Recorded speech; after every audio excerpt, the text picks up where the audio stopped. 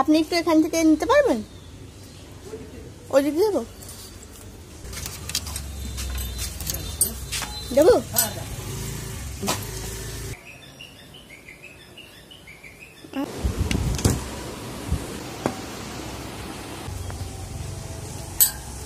Hand স্যানিটাইজারটা নিয়েছো তো? আর phone করলে ফোন ধরো।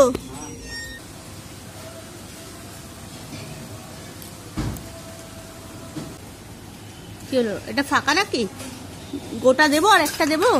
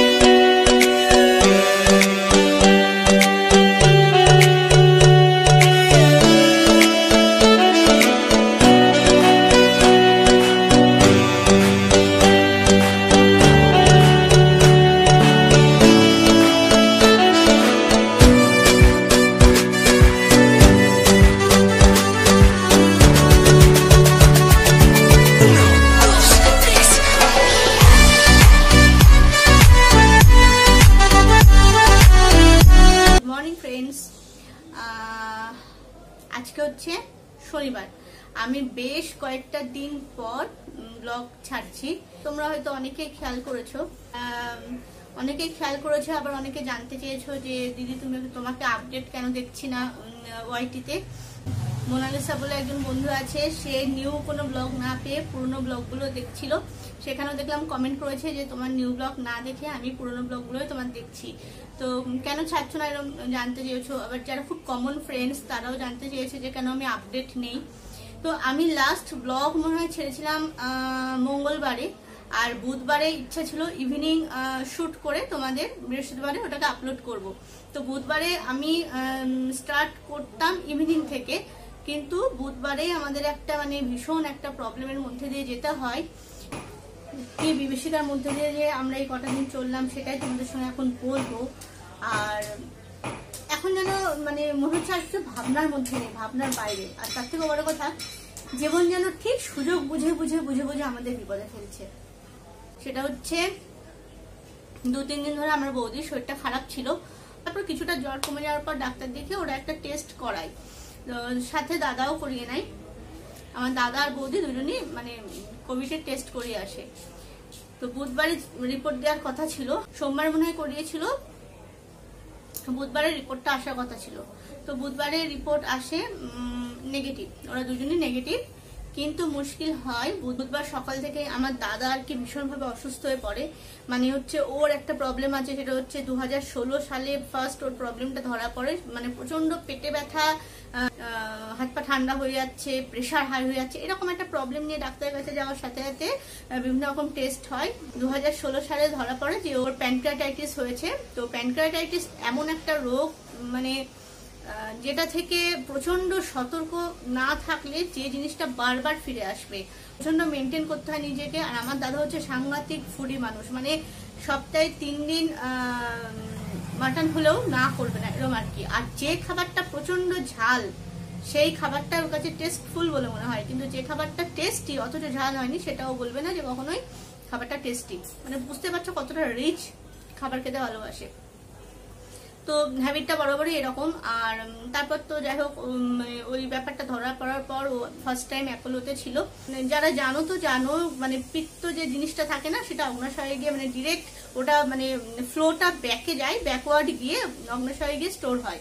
তো সেই থেকে কি হয়, মানে শরীরের হোয়াইট ব্লাড সেল থেকে শুরু করে প্রেশার সবকিছু মানে বাড়িয়ে দেয়, যার ফলে মানে পুরো শরীরটা কয়েক মিনিটের মধ্যে ইনফেকশন এফেক্ট হয়ে যাওয়ার একটা চান্স থাকে। খুবই ভয়ের একটা ব্যাপার ছিল, সেখান থেকে রিকভার করে ফিরে আসে। কিন্তু ওকে বলেছিল যে খাবার দাবার গুলো মেনটেন করতে, কোন রকম বাজে হ্যাবিট যদি থাকে, সেই বাজে হ্যাবিট ওর মধ্যে নেই, কিন্তু ও হচ্ছে প্রচন্ড ফুডি আর একটা ওষুধের মধ্যে দিয়ে যেতে। তো হয়েছিল কি, এর আগে ও 1.5 মাস না 1.5 মাস কি 2 মাস মতো ওর মেডিসিনটা কন্টিনিউ করে, তারপরে বন্ধ করে দেয়।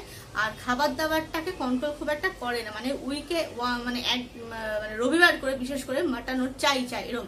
তো আমরা বারণ করতাম এই কথা, তো শোনেনি, ভেবেছে হয়তো ঠিকঠাক আছে আছে তা আছে করতে করতে ব্যথাটা স্টার্ট হয়ে যায়। আর এই ব্যথাটা এমনই না, ওই ব্যথাটার সাথে সাথে বমি করতে থাকে। মানে ব্যথাটা হলে না বসতে পারে না শুতে পারে, হাত পা তলে ঠান্ডা হয়ে যায়, যেটা বললাম তোমাদের আগে। তো এরকম সিমটম যখনই দেখা যায় বাবা প্রচন্ড ভাবে টেনশনে পড়ে যায়, কারণ এখন তো বুঝতে পারছো লকডাউন, কোথায় দৌড়বে কি করবে। আর সত্যি কথা বলতে দেখো, আমার এখানে কৃষ্ণনগর বাসীর মধ্যে প্রচুর বন্ধু আছে, জানা পরিচিত, যারা আমার ব্লগ দেখে। তবু আমি বলতে বাধ্য হচ্ছি, কৃষ্ণনগর আমার নিজের জায়গা হলেও ওখানে কিন্তু মেডিকেল পারপাসের কোনো ভালো সুবিধা নেই। মানে ওখানে ভর্তি করে যে একটা ভালো সুবিধা পেতে পারি এরকম আশা রাখাটা একদম বোকামি। তো ওখান থেকে কলকাতার দিকে যেতেই হয়। বাবাকে যখন ফোন করি, বাবা বলে যে এই ব্যাপার হয়েছে, ওর আবার এরকম ব্যথাটা শুরু হয়েছে না, এটা আমার অ্যাসিডিটি থেকে হচ্ছে, কিন্তু বেলাও তো বাড়ছে, ব্যথাও বাড়ছে, ঠিক আছে। তারপরে যে ডাক্তার ওকে ফার্স্ট কৃষ্ণনগরে মানে দেখেছিল, তার কাছে সেদিনকে সন্ধ্যেবেলায় দেখানো হয়। আর ওর রিপোর্টটাও যেহেতু নেগেটিভ আসে, কোভিডের রিপোর্ট দুজনেরই, তো সেই ডাক্তার কাছে দেখা যায়। ডাক্তার দেখে বলেছে যে মানে ওর যেরকম পেন হচ্ছে, যদি পারেন অ্যাপোলো নিয়ে চলে যান। এবার অ্যাপোলোতে যে ডাক্তারের আন্ডারে যাদের থাকে, যাদের পরামর্শে ওষুধটা খায় আর কি, ডক্টর মহেশ গোয়েঙ্কা, ওনার আন্ডারে মানে আমার দাদা থাকে আর কি। ট্রিটমেন্ট যতবারই করাতে হয়েছে ওনার সঙ্গে কথা বলে করাতে হয়েছে। তো উনি তো সবসময় হ্যান্ডেল করেন না, ওনার জুনিয়রদের সঙ্গে কনভারসেশন করা যায়। তো সেই ডাক্তার শুনে বলছে দেখুন আপনি নিয়ে চলে আসেন। করতেই মোটামুটি প্রায় 8টা 8:30 বেজে যায়। তো ডিসিশন নেওয়া হয় যে কৃষ্ণনগর থেকে ওকে সোজা অ্যাম্বুলেন্সে করে আনা হচ্ছে অ্যাপোলোতে। এইবারে ওই নিয়ে ব্যস্ত ছিলাম, আমার তো জানো তখন ব্লগ করার মানসিকতা থাকে না, তো ওই নিয়ে ব্যস্ত ছিলাম, আসবে কি আসবে না। বাবা প্রচন্ড টেনশন করছে, কারণ এই সিচুয়েশনে মানে এই কোভিড সিচুয়েশনে যেখানে বলা হচ্ছে যে খুব বেশি কাজ না থাকলে বাইরে না বেরোতে, সেইখানে ওই অ্যাপোলোর চত্বর কাটতে হচ্ছে। মানে কি বলবো, কনফিউশন চলছিল, আনা উচিত না, আবার রাখলেও ডাক্তার যেভাবে বলছে এরপর আর বেড পাবেন না, আমার সোর্সে আপনি ঢুকিয়ে দিন এসে, তো সুযোগটা ছাড়াটাও ঠিক হবে না। যদি রাত বিরেতে বাড়াবাড়ি হয়, ওখানে তো কোনো ব্যবস্থা নেই না। ওকে অ্যাম্বুলেন্স করে আনা হচ্ছে। অ্যাম্বুলেন্সে বাবা আর ওঠেনি, কারণ যেহেতু ওটা পাবলিক ভেহিকলস, তো 2-3টে বন্ধুর সাথে ও অ্যাম্বুলেন্সে আসছে। আর পিছনে আমাদের বাড়ির যে গাড়ি, সেই গাড়িতে আমার বাবা, বৌদি আর ভাইজি আসছে। তো ভাইজি আর বৌদির আসার কোনো প্রয়োজন ছিল না এই সিচুয়েশনে, কারণ একজন আমার মা ছিল। মানে ইভিনিং ওয়াকে গেলেও মা আর কি বাবাকে কখনোই একা ছাড়তো না, মানে ইভিনিং ওয়াকে যাবে, মা বলবে দাঁড়াও আমি তোমার সাথে আছি, এরকম একটা ব্যাপার। তো রাত্রিবেলা রওনা দেবে, যখন রওনা দিয়েছে তখন প্রায় 10:30। পুরোটা রাস্তা বাবা একা গাড়িতে আসবে, এটাও একটা মানে খুব ভয়ের ব্যাপার। তো বৌদি আর আমার ভাইজিও এসছে যাকে, যেটা আসাটা একদমই উচিত হয়নি, কিন্তু কিছু করার ছিল না। ওই মানুষটাকে তো একা আসতে দিতে পারে না, বা ওরাও খুব টেনশন করছিল কি হয় না হয়। তো ওরা রওনা দেওয়া স্টার্ট করার পর মোটামুটি সারা রাত আমাদেরও ঘুম নেই, তখনও দাদা যথেষ্ট পেন আছে, শুয়ে এসছে হয়। তো প্রায় 1:15 কি 1:15 দিকে ওরা অ্যাপোলো ঢোকে। কিন্তু সমস্যা হয়েছিল যে আমার বৌদি আর ভাইজি আমার এখানে নেমে যাবে, আর বাবা অ্যাম্বুলেন্সে উঠে মানে আমাদের যে বাড়ির গাড়িটা, সেই গাড়িটা বৌদি আর ভাইজিকে নিয়ে চলে আসবে, আর অ্যাম্বুলেন্সে বাবা উঠে ওকে নিয়ে অ্যাপোলোতে বেরিয়ে যাবে। কিন্তু কাগজ তো একটাই হাতে, মানে ওইখান থেকে যে মানে ভর্তি করার জন্য যে কাগজ করে, মানে এই লকডাউনে তো কাগজ না দেখালে তো কোনো গাড়ি ছাড়ছে না, এমনি রাস্তায় আস্তে আস্তে অনেকবার চেকিং হয়েছে। তো ওই অ্যাপোলো পারপাসে যাচ্ছি বা আমাদের ওখান থেকে যে ডাক্তার লিখে দিয়েছেন সেই কাগজটা শো করাতে আটকায়নি। কিন্তু বাবা যদি কিন্তু বৌদিরা যদি একা আসে সেই ক্ষেত্রে ওদের কাছে কোনো কাগজ থাকবে না। আর বাবা যদি অ্যাম্বুলেন্সে যায় তাহলে তো গাড়িতে যদি আটকায়, দুটো মেয়ে খুব রিস্কি হয়ে যাচ্ছে। তো ওরা আর এদিকে আসেনি, ওরা সোজা রাস্তা দিয়ে অ্যাপোলো বেরিয়ে চলে গেছে। তখন প্রায় রাত্রি 1:45 ওকে এমার্জেন্সিতে নামিয়ে দেওয়া হয়েছে, এমার্জেন্সি নিয়ে গেছে, কিন্তু ওকে রাখা হয়েছে আইসোলেশনে। মানে প্রচুর এরকম পেশেন্ট আছে বেডে পরপর শুয়ে রয়েছে যাদের মানে কোভিড টেস্ট চলছে। সে আমার পাশের জন কোভিড এফেক্টেড কিনা জানা নেই, তবুও তার পাশে থাকতে হচ্ছে যতক্ষণ না রিপোর্ট আসবে। মানে ওরা ওই নেগেটিভ রিপোর্টটা নিয়ে গেছে, কিন্তু অ্যাপোলো বরাবরই বাইরের কোনো টেস্টের রিপোর্ট মানে না। এটা অনেক ক্ষেত্রে দেখেছি, ইউএসজি বলো ব্লাড টেস্ট বলো, ওরা ওদের ওখান থেকে করিয়ে নেয়। তো ওরা ওই রিপোর্ট মানেনি, ওরা বলেছে আমরা এখন ব্লাড টেস্ট করতে পাঠাচ্ছি, 4 ঘন্টা ওয়েট করতে হবে, 4 ঘন্টার মধ্যে রিপোর্ট আসলে তারপরে যদি পজিটিভ হয় আমরা এখানে এখন কোনো কোভিড পেশেন্টকে দিচ্ছি না, ফেরত দিয়ে দেবো। আর যদি নেগেটিভ হয় তাহলে আমরা এখানে ট্রিটমেন্ট স্টার্ট করে দেবো। তো একটা নাগাদ ও টেস্টের জন্য নিয়ে গেল।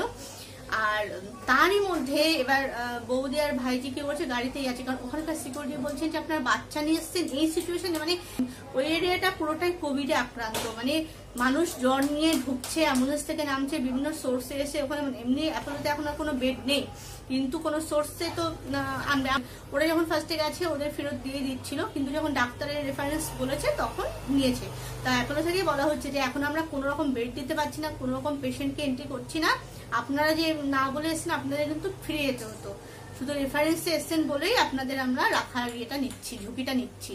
তো ওখান থেকে কিছু পেশেন্টকে ফেরত দেওয়া হয়েছে। মানে বৌদিরা গাড়ির মধ্যে বসে বসে দেখছে, ওরা তো নামতে সাহস পাচ্ছে না, পাশে বাচ্চা মেয়েটা রয়েছে, তো দেখছে ওই অ্যাম্বুলেন্স করে আসছে, ওখান থেকে ফেরত দিয়ে দিচ্ছে।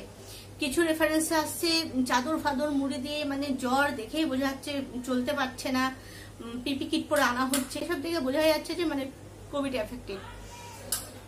তো তারপরে দাদার পাশের থেকেও 2-3 জন যারা অ্যাডমিট ছিল তারা পজিটিভ রিপোর্ট এসছে বলে তাদের কিন্তু হটিয়ে দেওয়া, মানে তাদের কিন্তু বাইরে বার করে দেওয়া হলো, তাদের ফ্যামিলিকে বললো নিয়ে চলে যান, আমাদের এখানে কোভিড পেশেন্টের কোনো বেড নেই। কারণ কতটা চিন্তার বিষয়, তার মধ্যে বাবার বয়স হয়েছে, বাবাকে একবার এই কাউন্টার, ওই বিলিং সেন্টার, এই রিপোর্ট আনতে যাওয়া, এই চেক করা, এই করে বেড়াতে হচ্ছে। বাবা যথেষ্ট একটা মানে বাজে এলাকার মধ্যে ঘোরাঘুরি করছে, এখানে চতুর্দিকে মানে সিকিউরিটিরাই বলছে যে আপনারা ফ্যামিলি এসছেন, আপনারা বাইরে থাকুন, আপনারা কোনো মতেই এইদিকে ভুলেও পা মারবেন না। কিন্তু বাবাকে তো যেতেই হচ্ছে, বৌদি আর ভাইজি যায়নি। তো ওই করতে করতে যখন রিপোর্ট আসলো 4 ঘন্টা পর, প্রায় তখন 4:45 বেজে গেছে। আমাদেরও রাতে ঘুম নেই, বারবার ফোনে কথা হচ্ছে, কি প্রবলেম, কি চলছে না চলছে, ওরাও আমাদের জানাচ্ছে। 4:45 বেজে গেছে, তখন ভাইজি ফোন করে বলছে যে বউ বাবার রিপোর্ট এসছে নেগেটিভ। আমরা জানতাম নেগেটিভ হবে, কারণ যেখান থেকে করেছে সেখান থেকেও নেগেটিভ এসছে, ওই রিপোর্টটা নেগেটিভ হবে জানতাম, তবুও তো একটা টেস্টের জন্য গেলে মনের মধ্যে ধুকপুক হয় না। তা ভাইজি বললো যে বউ বাবা নেগেটিভে আছে, বাবাকে অ্যাডমিশনের প্রসেস চালু হয়ে গেছে। অ্যাডমিট করার পর এইবার হয়েছে সমস্যা, কারণ ওদের ওই অ্যাপোলো থেকে আমার এখানে আসতে গেলে মোটামুটি 45 মিনিট মতো টাইম লাগবে। এইবার কথা হচ্ছে আমার বৌদির গায়ে জ্বর ছিল অল্প, আগেই তোমাদের বললাম, তার মধ্যে ওরা ওই সিচুয়েশনের মধ্যে ঘোরাফেরা করেছে, বাবা বিশেষ করে, ওরা আর আমার এখানে আসতে চাইছে না। তো ওইখানে বৌদির একজন জানা পরিচিত বোনের শ্বশুর বাড়ি, মানে বোনের ফ্ল্যাট, তো ওদের আবার 2টো ফ্ল্যাট, সামনাসামনি 2টো ফ্ল্যাট, একটা ফ্ল্যাট তালা দেওয়াই থাকে, মানে জাস্ট যাওয়া আসা করে, কিন্তু থাকে আর একটা ফ্ল্যাটে। তো ওর সঙ্গে কথা বলে সেদিনকে ওখানে উঠে গেল কেষ্টপুরে ওরা স্টে করলো, ওখান থেকেই ওরা মানে অ্যাপোলো ট্যাপোলো যাতায়াত করছে। তো বৌদি বলছে আমারও শরীরটা ভালো না, তারপরে আমরা যা ঘাটাঘাটি করেছি তাতে আমার মনে হচ্ছে না যে তোর ওখানে গিয়ে ওঠাটা ঠিক। তাহলে দেখ তাহলে কি করবি। আবার আমাদের আবার সমস্যা হয়েছে কি, এখান থেকে যে আমরা মানে আমি তো যাবো না, আমার হাজবেন্ড যাবে, তো ও যেতে পারছে না, কেন আমাদের গাড়ির কোনো পারমিশন হয়নি, পারমিশন ছাড়া গাড়ি বার করা যাচ্ছে না। তো সেই পারমিশন করার জন্য পুরো বৃহস্পতিবারটা চলে গেল, সন্ধ্যেবেলায় গিয়ে পারমিশন করা হলো আগামী 7 দিনের জন্য, তাও সেই সোর্সে, না হলে বলছে দিনের দিন পারমিশন করতে।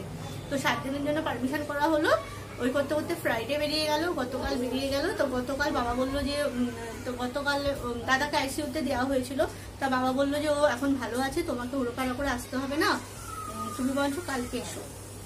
তো আজকে শনিবার, আজকে হাজবেন্ড গেছে, দাদা এখন স্টেবল আছে, ওর ব্যথা ট্যাথাগুলো কমে গেছে ট্রিটমেন্টে, কিন্তু কিছু টেস্টের মধ্যে দিয়ে যেতে হয়। তো ডাক্তার বলেছে যে এই সিচুয়েশনে আপনারা এবার ঘোরাঘুরি করছেন, সেটা আমরাও চাই না।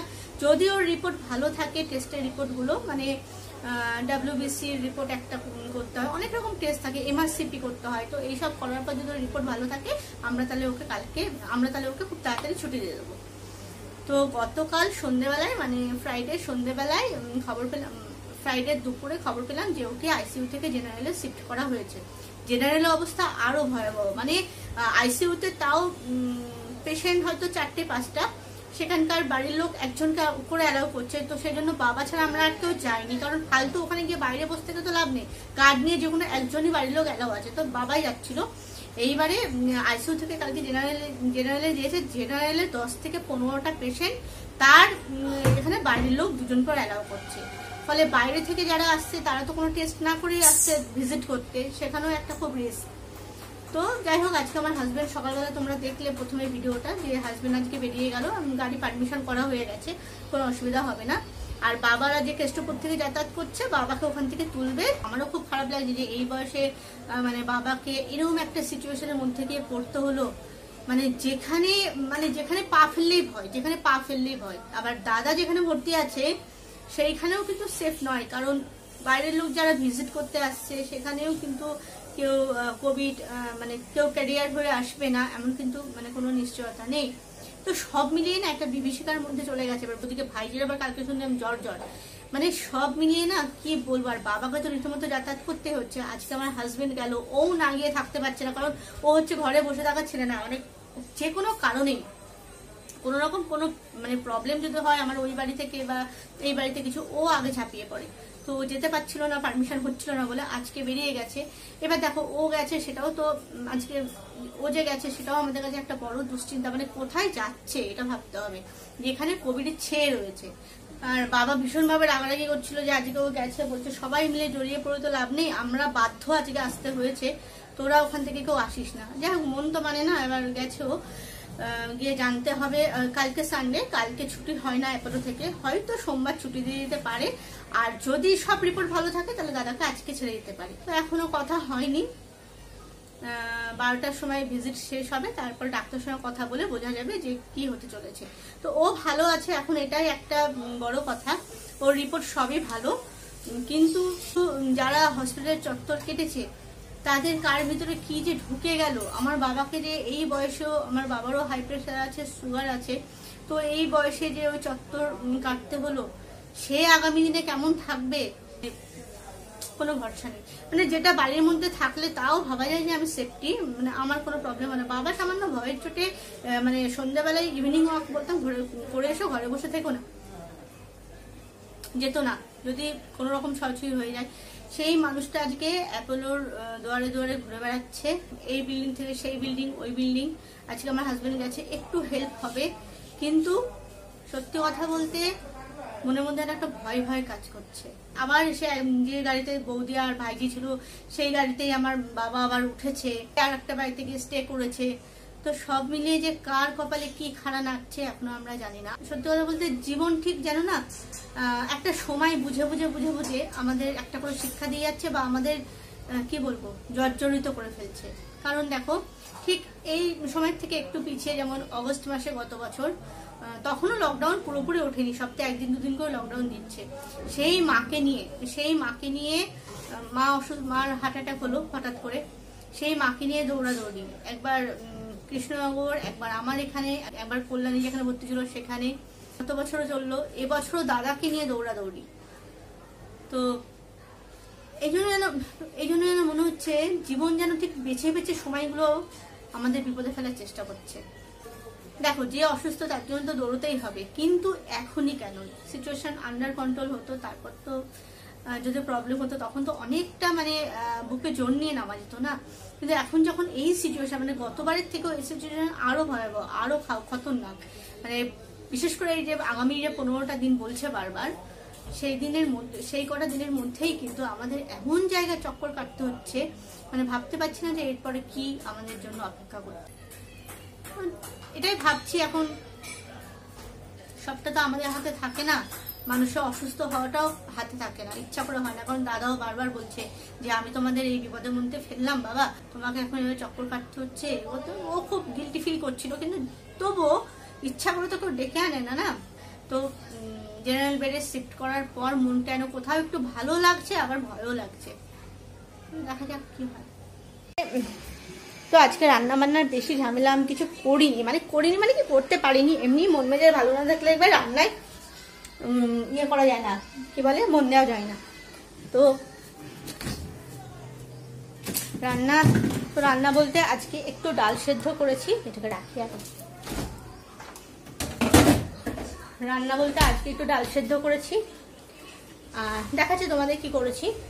তো আজকে আসলে রান্নাবান্নায় বেশি সময় দিতে পারিনি, এই কারণেই, কারণ হচ্ছে সমস্ত কাজ আমাকে নিজে হাতে করতে হয়েছে। মানে যেহেতু এখন জানো যে আমি বলেছিলাম একটা ডিসিশন নিচ্ছি যে মেড এখন আসবে না, তো সেই জন্য ভাগ করে কাজ করতাম। মানে আমি যদি ভাগ করে কাজ করতাম, মানে আমি ঘরটা ঝাড় দিলাম, ও হয়তো মপ দিয়ে মুছে দিল, আর কখনো হয়তো আর ছোট ছেলের দায়িত্ব পুরোটাই ওই নিয়েছে, মানে স্নান করানো, টাইমে টাইমে ফ্রুট জুস দেওয়া, খাবার দেওয়া, এইগুলো ও করতো।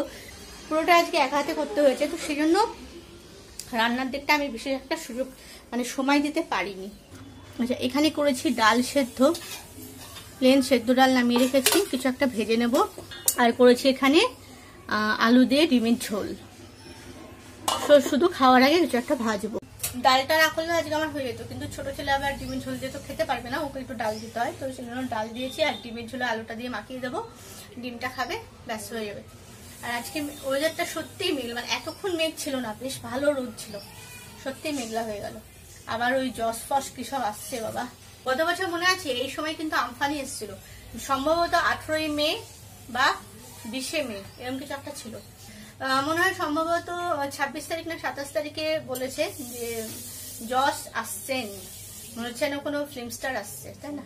জস, কত জল ঘাটবে তুমি? কি করছো এটা? এটা কি?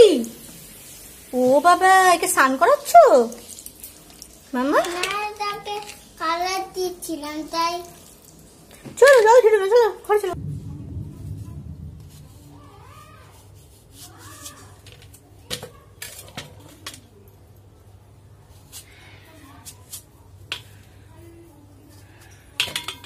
তো খুশির খবর এটাই যে দাদাকে হসপিটাল থেকে ডিসচার্জ করা হয়ে গেছে। ও মানে মোটামুটি 12:30টার দিকে বলে দিয়েছে যে ওর সব রিপোর্ট ঠিক আছে, ওকে আজকে ছেড়ে দেওয়া হচ্ছে। আর তারপরে মানে সমস্ত বিলিং ফিলিং করতে যা টাইম লাগে সেইটা করে 4:11 সময় ওরা রওনা দিয়েছিল, বাবা ফোন করলো। আর এখন বাজে কটা? এখন বাজে 7টা। তো আমি এক্ষুনি ফোন করলাম, ওরা এই কিছুক্ষণ হলো বাড়িতে ঢুকে খাবার দাবারের ব্যবস্থা করছে। ভালো আছে বলে ছেড়েছে, নাহলে এর আগের বার কিন্তু টানা 17 দিন না 18 দিন মতো থাকতে হয়েছিল বলে দেখতো। তো কিছুটা চিন্তা হলো, মুক্ত হলাম, কিন্তু পুরোপুরি যে চিন্তা মুক্ত হয়েছে তা নয়, কারণ 10 দিন পর এখন টেস্ট হবে, সবাই টেস্ট করবে, করার পর যদি নেগেটিভ আসে তখনই চিন্তামুক্ত হব।